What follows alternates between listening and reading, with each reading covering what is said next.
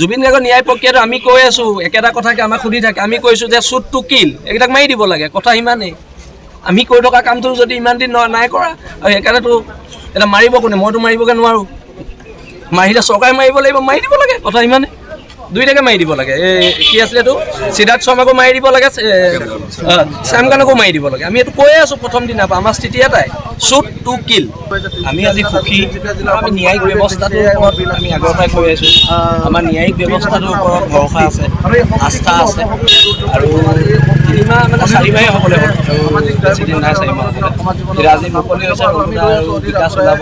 আমি খুব সুখী। আৰু আজি ইয়াৰ পৰাই আপোনালোকৰ জৰিয়তে এটা বাৰ্তা অসমৰ খিলঞ্জীয়া জনগণক দিওঁ। কেতিয়াবা কিছুমান মানুহে কয় যে আমি বিজেপিৰ এজেণ্ট, কিছুমান মানুহে আমাক কয় কংগ্ৰেছৰ এজেণ্ট। বীৰ লাচিত থানাৰ স্পষ্ট একদম এটা স্থিতি আছে যে আমি কোনো ৰাজনৈতিক দলৰ ওচৰত আত্মসমৰ্পণ কৰা নাই আৰু কোনো ৰাজনৈতিক দলৰ ওচৰত আত্মসমৰ্পণ নকৰোঁ। 2016 চনৰ পৰা যেতিয়া বিজেপি গভৰ্ণমেণ্ট ইয়াত চলি আছে, আজি 26 চনলৈকে আটাইতকৈ বেছি জেলত সোমোৱা সংগঠনৰ নামটো হৈছে বীৰ লাচিত থানা অসম। সম্ভৱতঃ এতিয়ালৈকে আমাৰ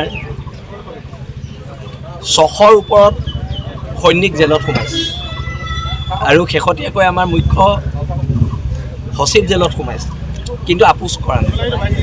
সেইকাৰণে আমি কৈছোঁ, আমি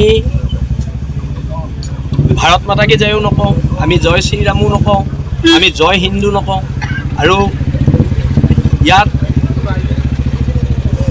তিনিচুকীয়াৰ পবিত্ৰ ভূমিত পৰা আজি অসমৰ খিলঞ্জীয়া জনগণক এটা কথাকে আশ্বস্ত কৰি দিছোঁ ৰাজীৱ সদিয়াৰ ভাষাত, যে মৰিলেও মৰিম আমি, জয় আই অসম কৈ, জয় আই অসম কৈ, জয় আই অসম কৈ। আৰু আমাৰ জাতীয়তাবাদৰ ওপৰত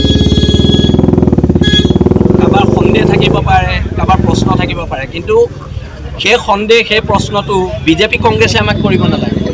সেই সন্দেহটো, সেই প্ৰশ্নটো অসমৰ থলগিৰি মানুহে আমাক কৰিব, অসমৰ ভূমিপুত্ৰ মানুহে আমাক কৰিব।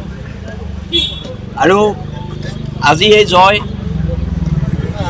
ৰন্টুদাৰ বৃহৎ জয়, আৰু বীৰ লাচিত সেনাৰ ইতিহাস যেতিয়া লিখা যাব, ৰন্টু পানী ফুকনৰ নাম আৰু বাকী সকলোৰে নাম, আমাৰ আজি উৎপল দত্ত আহিছে, উজ্জ্বল ৰাজখোৱা, তন্ময় চেতিয়াকে প্ৰমুখ্য কৰি আমাৰ যিমান ল'ৰা, বীৰ লাচিত সেনাৰ যিমান সৈনিক কাৰাৰুদ্ধ হ'ল, প্ৰত্যেকৰে নাম ইতিহাসত, বীৰ লাচিত সেনাৰ ইতিহাসত সোণালী আখৰেৰে লিখা থাকিব।